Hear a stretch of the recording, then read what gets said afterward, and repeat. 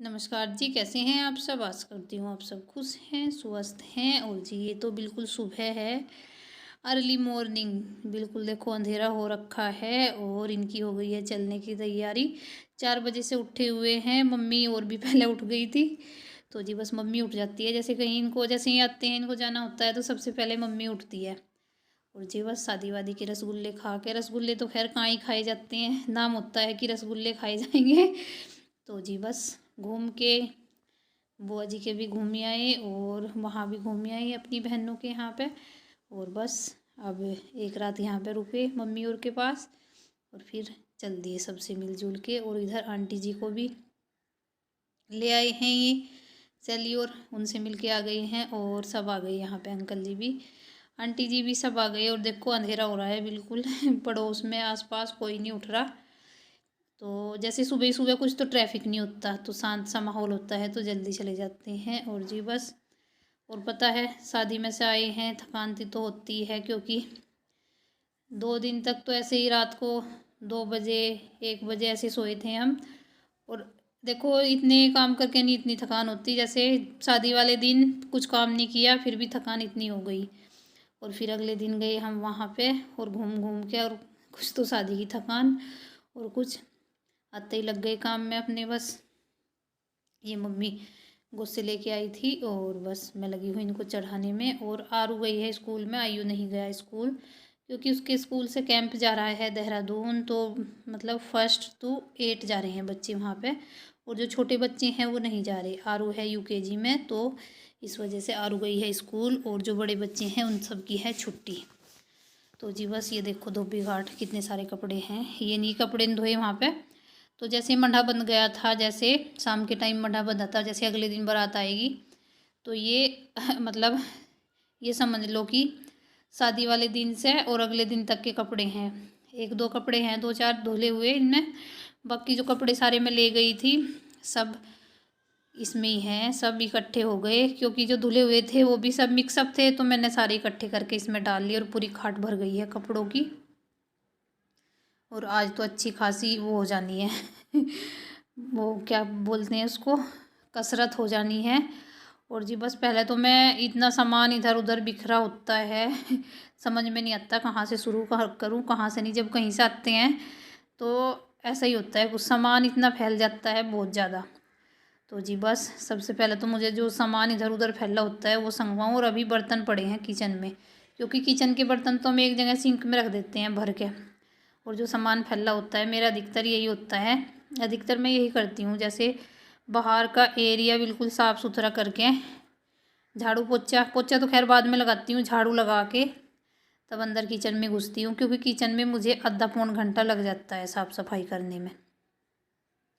तो जी बस ये देखो कपड़े, मम्मी कह रही थी वहाँ धोए या नहीं धोए, तो मैंने कहा धोए तो रोज़ हैं, बस ये उस दिन के हैं। क्योंकि दो दो तीन तीन तीन या हाँ 2 या 3 जोड़े सब ने बदले हैं। और जैसे 2-3 वो हैं जर्सियाँ वगैरह बच्चों की हैं, तो जर्सी शॉल स्वेटर वगैरह सब कुछ है इसमें।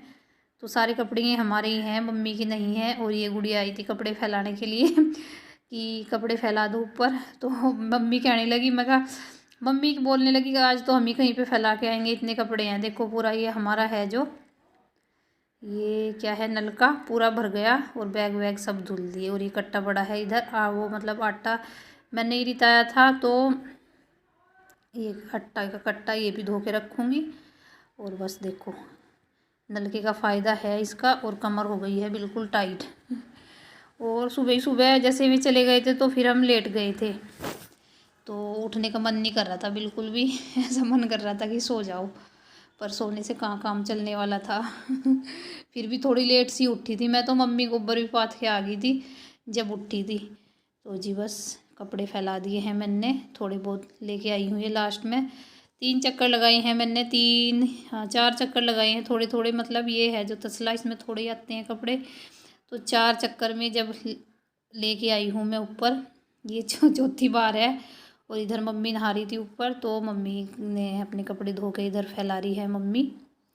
और ये वाला तार है जो जब कहीं पे जगह नहीं रहती तो इसका नंबर सबसे लास्ट में आता है, तो सब जगह फैला दिया है और इसका नंबर आया है अब यहाँ पे फैलाने का लास्ट में, और हालत ख़राब होगी मेरी बिल्कुल। और ये देख लो कपड़े पूरे हमारी छत पे, हाँ पूरे कपड़े ही कपड़े पूरे ही कपड़े फैले पड़े हैं सारे।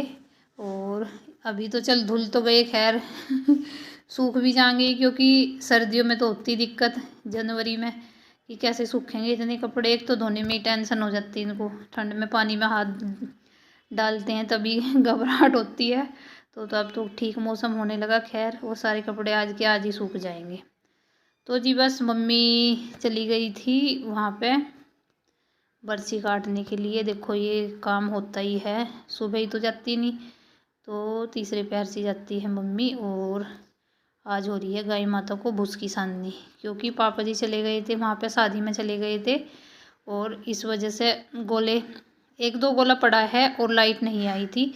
तो इस वजह से मम्मी और बोल गई थी चल भूस साननी कर दिए, जब तक हम आते हैं। लाइट भी लेट ही आती है, जैसे अभी मतलब 3-4 बजे चली जाती है, फिर 6 बजे आती है लाइट। और 1-2 गोला पड़ा था तो उसको मम्मी कह रही थी मतलब हम काट देते, तो पापा जी हमें काटने नहीं देते। तो जब पापा जी आएंगे, बरछी लेने गए हैं, वे भी उठा के लाते हैं, तो तभी काटेंगे। और गाय माता को भी आज काफ़ी दिनों बाद भूस का टेस्ट मिलेगा, क्योंकि जब से छोल चली तब से एक बार भी इनको भूस नहीं डाला। और अब बस थोड़ा ही डाल रही हूँ मैं, एक एक तसला सा डाल रही हूँ, और तब तक इनके पेट में थोड़ा सहारा सा हो जाएगा। बोलेंगी नहीं है, क्योंकि घास का टाइम हो जाता है, फिर कुछ देर तो खड़ी रहती हैं ये, वरना फिर ऐसे ही बोलने शुरू कर देती हैं। और बात भी सही है, जब तक भूख नहीं जब भूख लगती है मन बेचैन हो ही जाता है। तो जी बस इनका भी थोड़ा सा टेस्ट चेंज हो जाए आज भूस के उसमें। तो जी बस कपड़े ये देखो, आरू को मैंने कुछ लर्न करने के लिए दिया था, ये रो रही है मम्मा मेरे से नहीं हो रहा। और कपड़े सूख ही गए हैं अधिकतर सारे। और वो देखो आरू को मेरी तरफ नोटबुक कर रखी है आयु ने, और सुना रहा है मम्मा सुन लो। बस इसका यही होता है, नोटबुक कर देता है मेरी साइड और मम्मा सुन लो। और मम्मी बैठ गई इधर कपड़ों की तय करने। और कपड़े धुल जाते हैं, सुखा देते हैं, सबसे मेन काम होता है इनको इनकी सही जगह पे रखना, इनकी मतलब तय वह करके सही जगह पे रखना। तो जी फ़िलहाल तो मम्मी कर रही है, इनको फोल्ड कर रही है, और मैं बैठ गई हूँ बच्चों को अंदर लेके पढ़ाने के लिए। क्योंकि देखो आरू की 2-3 दिन की छुट्टियाँ लग गई, गैप लग गया इसका, और आयु भी 1 दिन गया नहीं मेरे बाद। तो जी बस आप कमेंट करके बताना।